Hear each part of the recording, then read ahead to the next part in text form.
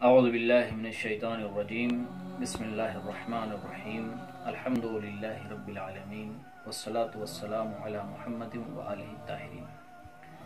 ناظرین اکرامی، آج کا موضوع رمضان المبارک اور خوف خدا۔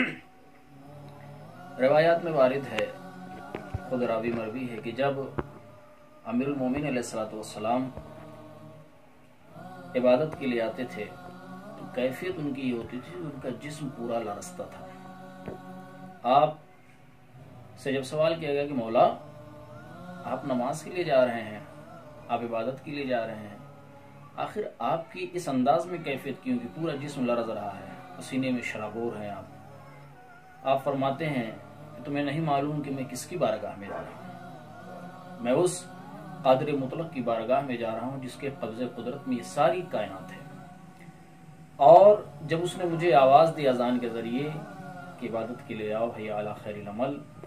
تو اب ضروری ہے کہ جب ایسے زبردست اور قادر مطلق کی بارگاہ میں جا رہا ہوں جس کی دسترس سے کوئی نہیں بچ سکتا ہے، تو مجھے ڈر ہے کہیں ایسا نہ ہو کہ وہ سارے طریقے، وہ سارے عمل جو خدا کی بارگاہ میں وہ شرائط جو پورے ہونے چاہیے وہ میں پورا نہ کر سکوں۔ اس لیے میں اس کی بارگاہ میں جاتے ہوئے اس انداز میں ڈر رہا ہوں۔ اس کا مطلب یہ ہے کہ امیر المومنین علیہ السلام یہ بتلانا چاہتے ہیں ساری بشریت کو کہ جب اس کی بارگاہ میں جایا جائے تو کس انداز میں جایا جائے۔ اور عمومی طور پر دنیا میں بھی دیکھا گیا ہے، پہلے تو جیسے شاہی دور تھا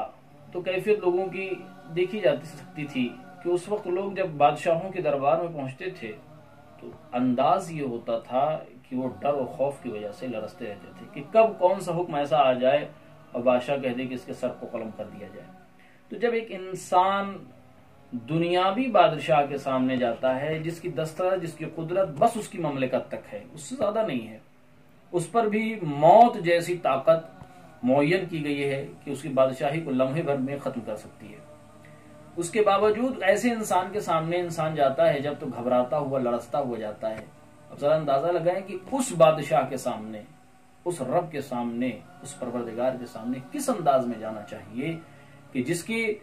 قدرت، جس کی طاقت لمحوں کے لیے نہیں، دنوں کے لیے نہیں، سالوں کے لیے نہیں، کسی ایک جگہ کے لیے نہیں، بلکہ ساری کائنات، جہاں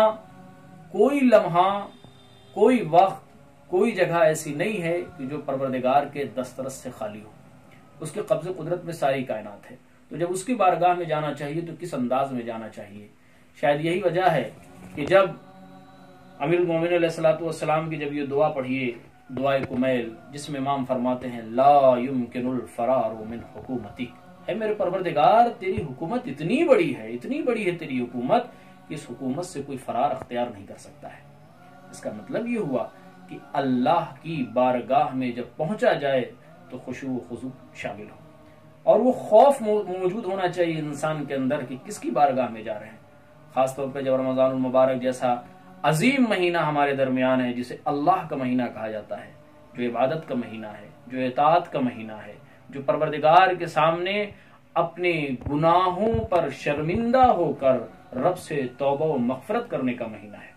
تو اس مہینے میں ہمیں اپنے رب کی رضا حاصل کرنا چاہیے، اور یہ بہترین مہینہ ہے جس میں معصومین علیہ السلام سے وارد ہوا ہے کہ اس مہینے میں، رمضان المبارک جیسی اس عظیم مہینے میں، جنت کے دروازے کھول دیے جاتے ہیں، نعمت کے دروازے کھول دیے جاتے ہیں، رحمت کے دروازے کھول دیے جاتے ہیں، توبہ و استغفار کے دروازے کھول دیے جاتے ہیں۔ تو یہ بہترین مہینہ رمضان المبارک کا مہینہ، اس مہینے میں ہم اپنے پروردگار کی بارگاہ میں دست بدعا ہو کر اپنے گناہوں کی مغفرت طلب کریں۔ کیوں؟ اس سے گناہوں کی مغفرت نہ طلب کرنے کے نقصانات کیا کیا ہیں؟ کیونکہ یہ 12 مہینوں میں ایک مہینہ اتنا مخصوص کر دیا گیا اس لیے کہ اس مہینے میں پروردگار آمادہ ہے کہ آپ توبہ تو کیجئے، طلب تو کیجئے، سوائے اس کی رحمت کے آپ کچھ نہیں ملنے والا ہے۔ ویسے تو تمام مہینوں میں پروردگار اپنے بندوں سے یہی چاہتا ہے کہ اس کا بندہ اس کی بارگاہ میں آ کر توبہ و استغفار طلب کرے، لیکن خصوصی طور پر رمضان المبارک کا مہینہ خاص کر دیا گیا ہے کہ جہاں صرف رحمتوں کی بارش ہوتی ہے، صرف برکتوں کی بارش ہو رہی ہے، تو اپنے رب کی بارگاہ میں بیٹھ کر اپنے دعاؤں کے ذریعے اپنے رب کو راضی کرے۔ کیوں؟ اس لیے کہ اگر انسان کے گناہ معاف نہیں کیے گئے تو روایات یہاں تک بتاتی ہے کہ اس کی دعائیں بھی قبول نہیں ہوتی۔ اس لیے آپ جب دعائے کمیل اٹھا کر دیکھیے تو اس دعائے کمیل میں یہ جملہ ملے گا، اللہم اغفر لی الذنوب التی تحبس الدعاء، اے میرے پروردگار۔ امام علی علیہ السلام اپنے صحابی جناب کمیل کو سلیقہ دعا سکھا رہے ہیں کہ اپنے پروردگار کی جب بارگاہ میں جاؤ تو کس طرح سے، اے میرے پروردگار، اللہم انی اسألک، اے میرے پروردگار میں تجھ سے سوال کرتا ہوں، کس سلسلے میں، کہ اس گناہوں کو بخش دے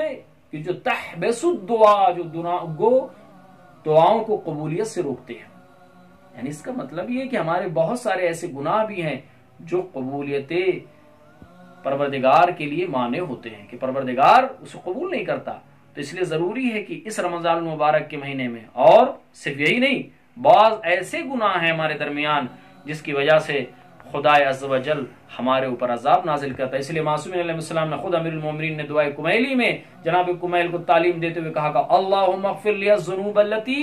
تنزل البلاء، اے میرے پروردگار ہمارے ان گناہوں کو معاف کر دے جس کی وجہ سے ہم پر بلاؤں کا نزول ہوتا ہے۔ عزیزوں، یہ رمضان المبارک کا مبارک مہینہ، اس مبارک مہینے میں اپنے رب کی بارگاہ میں اس مہینے کا واسطہ دے کر، معصومین علیہ السلام کا واسطہ دے کر، اپنے گناہوں پر شرمندہ ہو کر اپنے رب کی بارگاہ میں اپنے ہاتھوں کو پھیلا کر دعا کرے کہ اے میرے پروردگار، میں تیرا خطاوار بندہ ہوں، میں تیرا گنہگار بندہ ہوں، میں تیرا عاصی نافرمان بندہ ہوں، اے میرے پروردگار 11 مہینے تیری صرف نافرمانی میں نے کی ہے، لیکن اے میرے پروردگار اگر میں تیرا بہترین بندہ نہیں ہوں تو میرا بہترین رب ہے، تو مجھے معاف کر دے۔ یقینی طور پر رحمت خدا اتنی وسیع ہے، اتنی وسیع ہے، خود اسی دعائے کمیل میں کہ اللہم انی اسألک برحمتک التی وسعت کل شیء، اے میرے پروردگار میں تجھ سے سوال کرتا ہوں تیری اس رحمت کے بارے میں، تیری اس رحمت کے واسطے میں جو ہر شے پر محیط ہے،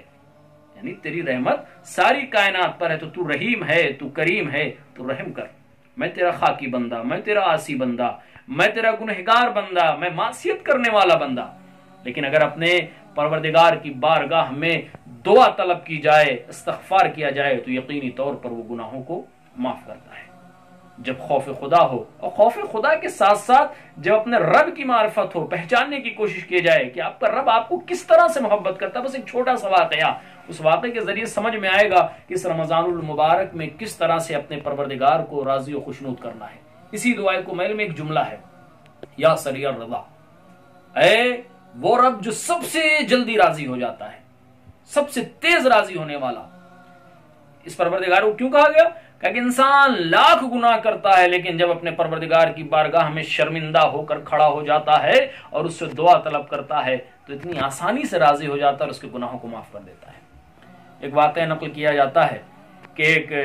شخص تھا جو بیٹھا ہوا تھا، اور یہی مئی جون کی گرمی تھی، ایک نوجوان بھاگتا ہوا اس کے پاس آتا ہے، اس ضعیف کے پاس، اور کہتا ہے یہ مئی جون کی گرمی کیا تپش ہے، اگر سایہ آ جاتا، بادل سایہ کر لیتا یا بارش ہو جاتی تو کتنا بہترین تھا۔ اس نوجوان کا یہ کہنا تھا۔ وہ شخص کہتا ہے، وہ ضعیف کہتا ہے کہ یہ کون سی بڑی بات ہے، یہ چھوٹی سی بات ہے، میں ایسا کر سکتا ہوں؟ کہاں ایسا کر سکتے ہیں آپ؟ کیا اس مئی جون کی اس تپش میں آپ بادل کے سائے کو لا سکتے ہیں؟ بارش ہو سکتی ہے؟ کہاں یہ ممکن ہے، تم بھی کر سکتے ہو ایسا۔ یہ کہہ کر وہ انسان اپنے رب کی بارگاہ میں سر میں کو سجدے میں رکھ کر چند جملے کہتا ہے، چند دعائیں پڑھتا ہے۔ اس کے بعد پڑھتے پڑھتے وہ نوجوان کہتا ہے کہ میرے کانوں نے سنا کہ ایک مرتبہ اس کے رونے کی آواز بلند ہوئی، اور رونے کی آواز اتنی شدت میں بلند ہوئی کہ وہ چیخ کی صورت میں تبدیل ہو گئی۔ کچھ دیر وہ اپنے پروردگار کی بارگاہ میں روتا رہا، گریا کرتا رہا۔ وہ کہتا ہے کہ میں نے دیکھا کہ ایک مرتبہ ابر سایہ کرنے لگا۔ ابر سایہ کروں، جہاں تیز تپش دھوپ، سورج اپنے عروج پر تھا، جہاں پوری کائنات میں شدت کی دھوپ موجود تھی، کہ جیسے ہی وہ شخص بارگاہ پروردگار میں اپنے سر کو رکھ کر اپنے رب کو راضی کرنے کی کوشش کرتا ہے، فوراً دیکھتا ہے وہ کہ ابر سایہ کرنے لگا۔ وہ نوجوان کہتا ہے کہ ابھی چند لمحے گزرے تھے کہ ایک مرتبہ بہترین بارش ہوئی، بارش ہو چکی، بارش ہونے لگی۔ ایک مرتبہ وہ شخص سر کو سجدے سے اٹھاتا ہے۔ نوجوان کہتا ہے یہ آپ نے کیوں کر دکھایا، یہ آپ نے معجزہ کر دکھایا۔ اس نے کہا میرے عزیز،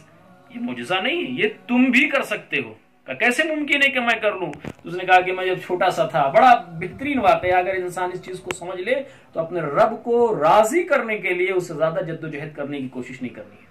बस उसको यह समझ लेना है कि उसका रब कितनी जल्दी राजी होता है। वो कहता है कि मेरा बचपन था, मैं अपनी माँ से कोई चीज तलब कर रहा था, मेरी माँ मुझे वो चीज नहीं दे रही थी, कहा लेकिन मुझे वो जरूरत थी, वो मुझे लेना था। तो कहा मैंने रोना शुरू कर दिया। मैंने जब रोना शुरू किया, मेरे गिरिए की आवाज को जब मेरी माँ ने देखा, तो एक मरतबा मेरी माँ तड़प के आती है, मुझे आगोश में लेती है और जिस चीज की मैं जिद कर रहा था वो चीज मुझे मुहैया कर देती है। अब मुझे इस बात का एहसास हो गया कि अगर कोई चीज मांगी जाए माँ से, अगर वो न दे तो उसे रोकर तलब कर लिया जाए। फिर मेरा यही दस्तूर अमल हो गया कि जब मैं कोई चीज अपनी माँ से मांगता, वो नहीं देती थी तो मैं रोने लगता था और माँ को मेरा रोना बर्दाश्त नहीं होता था। वो बढ़कर आती थी, गले लगाती थी, वो चीज मुझे मुहैया कर देती थी। एक दिन ऐसी ही बातों में कहा, मेरे लाल तुम जानते हो कि तुम्हारा परवरदिगार तुम्हारी माँ से 70 गुना ज्यादा तुमसे प्यार करता है।